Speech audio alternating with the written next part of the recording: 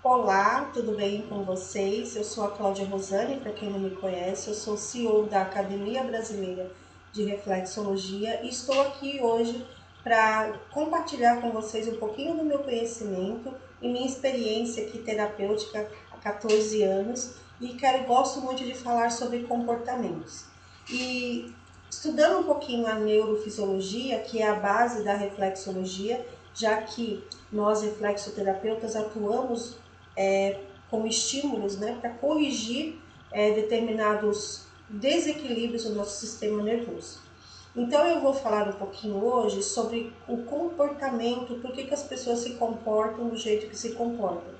Sejam comportamentos repetitivos, sejam comportamentos que são até mesmo inconscientes, né? A pessoa não faz muitas vezes de forma proposital, até mesmo aqueles comportamentos que afetam diretamente a sociedade, afetam diretamente os nossos relacionamentos e até mesmo causando mal às pessoas que convivem conosco. Então existe desde um comportamento que exige uma correção, até mesmo um comportamento frio, manipulador, né, narcisista e até mesmo um comportamento psicopata.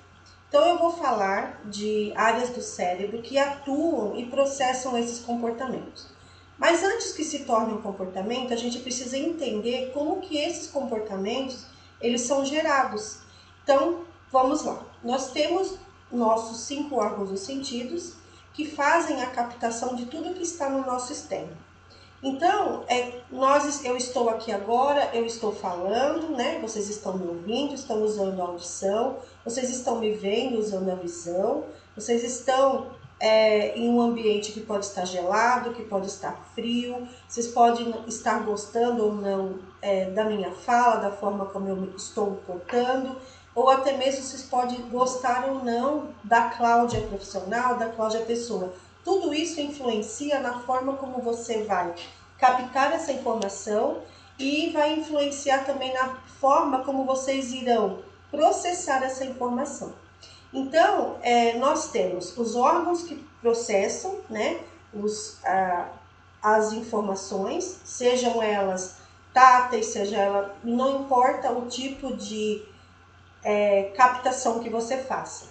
E aí, essas informações, elas são enviadas através dos nervos cranianos a áreas associativas do nosso cérebro. E tudo que quando chega essa informação, ali estão informações que o cérebro caracterizou e indicou como preciosas. Então, desde traumas até lembranças maravilhosas que a gente tem. Então, tudo que o nosso cérebro armazena, ele acha que é importante. Coisas boas e coisas ruins. Eu costumo sempre brincar de falar que o nosso cérebro, assim como ele é muito inteligente, ele também é burro, porque ele não sabe filtrar o certo do errado. Porque se fosse assim, nós só faríamos coisas certas e coisas boas, certo? Porque quando a gente faz algo errado, isso não quer dizer necessariamente que a pessoa é uma pessoa má. Certo? Quantas vezes nós já magoamos pessoas, quantas vezes nós falamos coisas sem querer, quantas vezes nós falamos coisas sem intenção em prejudicar, mas quantas vezes nós fazemos isso? Mas isso não indica que eu sou uma pessoa maldosa, manipuladora, narcisista ou até uma psicopata, que é um grau muito mais elevado, né? De uma área do nosso cérebro, por exemplo, que ela não funciona ou ela funciona em parte. Então, quando nós recebemos uma informação, os nervos cranianos levam até áreas associativas do nosso cérebro, que são áreas que irão processar aquela informação e retornarão como um comportamento, como uma forma como eu me comporto. Por que às vezes a gente fala com uma pessoa e ela demora a reagir e você está ali esperando uma reação? E tem pessoas que às vezes você fala algo que é para ela pensar e ela reage diretamente, ela não pensa. Então ali ela se torna uma pessoa impulsiva, a outra que não reage muitas vezes é uma pessoa passiva. Só que esses comportamentos repetitivos, eles vão somatizando no nosso organismo.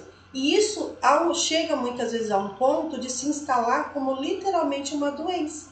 Né? Então a gente tem aí as doenças do estresse, as doenças do coração, as doenças da mágoa, né? Então a gente já é comprovado cientificamente que, por exemplo, que o câncer, um dos fatores que causam o câncer, por exemplo, é a mágoa. O que a mágoa é? Né? Então é um comportamento. Quem sofre com mágoa, quem guarda mágoa de qualquer coisa, não é só uma situação específica. A pessoa tem essa tendência, esse comportamento em guardar mágoa.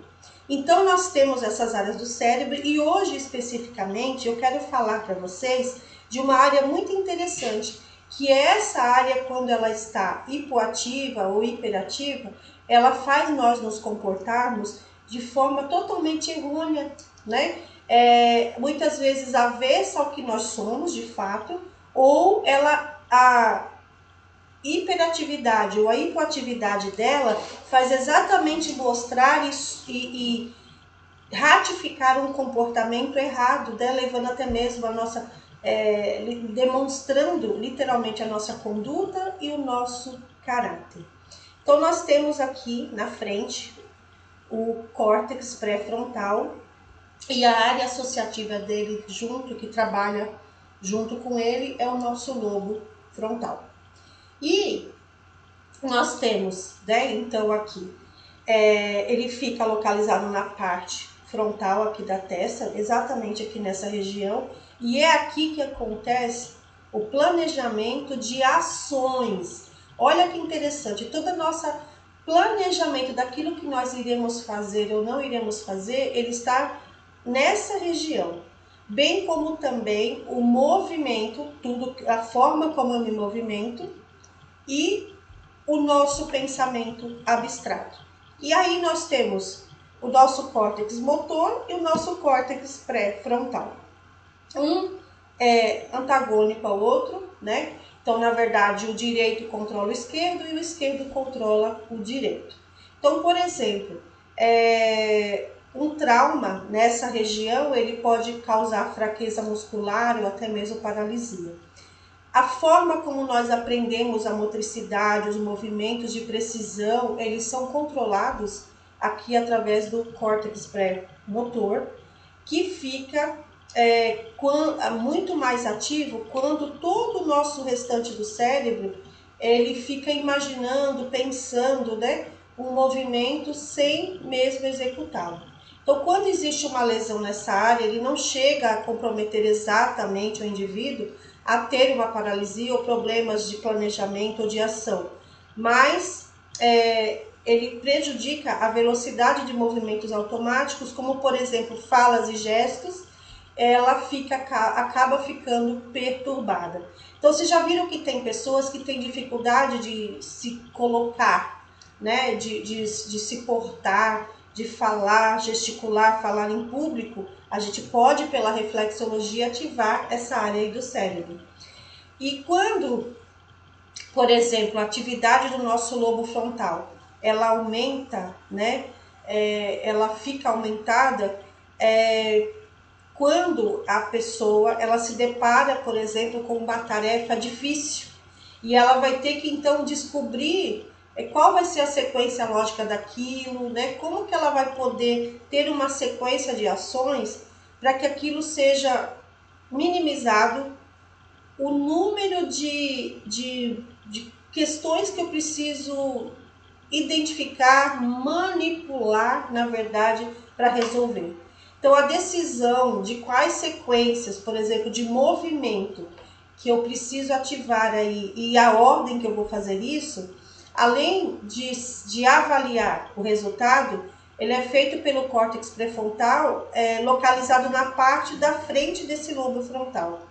E as funções dele, elas incluem, olha que interessante, pensamentos abstratos, criatividade, a fluência da forma como nós pensamos, né? A nossa linguagem, respostas afetivas. Olha que interessante essa questão das pessoas. Tem gente que parece um bibelozinho e tem gente que já é grosseiro. Tudo isso está ligado ao nosso córtex pré-frontal.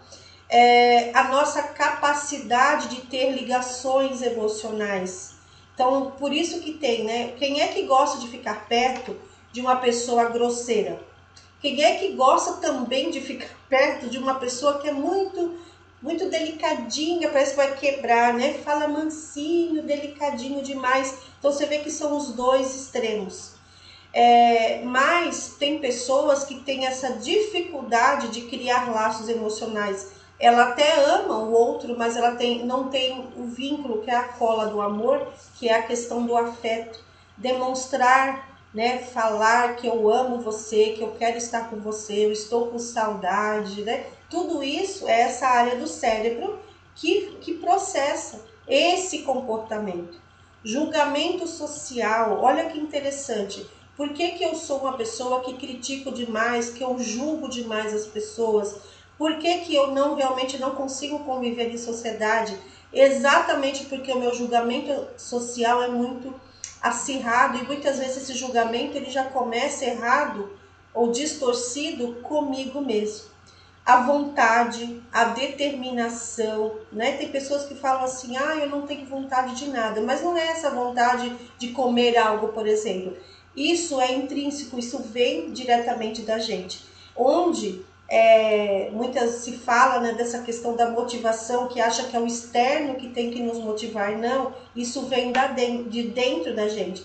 E isso nós temos uma área do cérebro que processa esse tipo, literalmente, de comportamento. Então, que interessante, né? Quando a gente tem alguma lesão, né, nessa área do cérebro, faz com que nós ficamos presos exatamente de uma forma até mesmo obstinada a estratégias que não funcionam. Você já viu que tem aquela expressão, aquela pessoa é cabeça dura, bate a cabeça e não muda? É porque essa expressão é uma expressão popular, né? Mas que se refere exatamente aqui. Porque se nós temos uma área do cérebro exatamente aqui que nos julga, que é uma área de julgamento, é uma área de estratégia, até mesmo de manipulação num grau mais alto, a pessoa que ela não muda o foco, não muda a visão, ela não muda de pensamento, não muda, né? Ela tem essa dificuldade, literalmente a cabeça dura, né? Então, essa pessoa, por ela não conseguir mudar o foco, ela se torna o que popularmente chamamos de pessoas bitoladas, né? E aí elas não conseguem, então, desenvolver uma sequência de ações corretas. Então, ela literalmente quebra a cabeça. Então, onde entra a reflexologia nesse aspecto?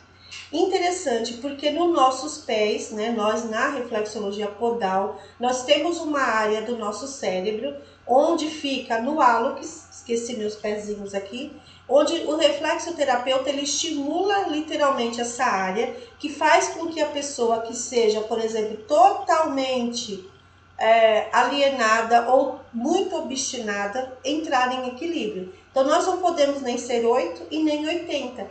E toda pessoa que é 8 ou 80, para todos os aspectos, não importa qual, da nossa vida, né, da vida dela, na verdade existe sim um desequilíbrio nessa área do córtex pré-frontal e do lobo frontal. Então, motivação, julgamento, estratégia, comportamento, motricidade, pessoas que não têm um raciocínio lógico, não conseguem verbalizar muito bem, não conseguem se expressar muito bem, não conseguem se comportar emocionalmente, aquela pessoa que confunde amor com carência, né? Então ela é carente e ela vê amor onde não existe, assim como tem pessoas que elas não conseguem se apegar, ter laços com ninguém.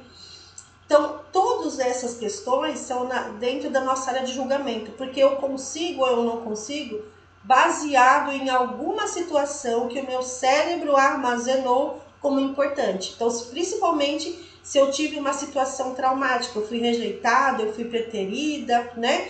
E aí o meu cérebro registrou que aquilo ali é importante. Então, toda vez que eu ver alguém que chegue perto de mim e se aproxime, eu vou dizer, não, é que ninguém gosta de mim.